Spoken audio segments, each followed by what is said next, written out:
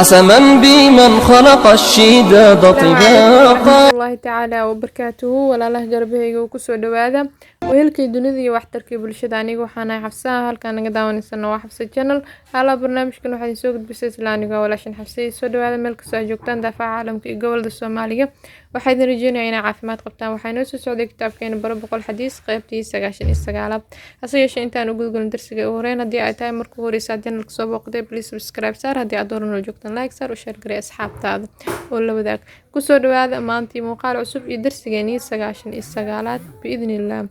بسم الله. عن أبي أيوب رضي الله عنه قال قال النبي صلى الله عليه وسلم من صام رمضان ثم أتبعه 6 من شوال كان كالصيام الدهري. نبي كان بتقولين حديث كركي ساعته وحودها قفكي صوما بشهر رمضان كدبنا الرعسية لحد شوال هكا صوما بلاو كذا أمرمات كذا لحد كذا كالليرات مسكل دنبيسهم ونقفكي كسوما لح بري waxay la mid tahay asigoo sanad soomay oo kale ajirkaas ayuu helayaa insha Allah waxaan rajeynayaa inaa wax badan ka fahanteen xadiiskan waqtigiisa lama joogo laakiin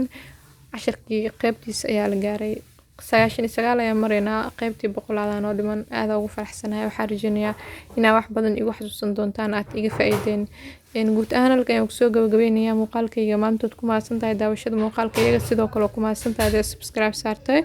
السلام عليكم ورحمة الله وبركاته. استعن بالله ولا تعجز احرص على ما ينفعك.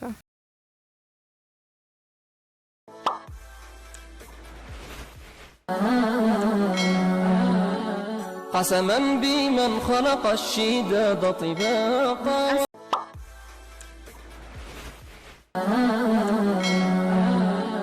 قسما بمن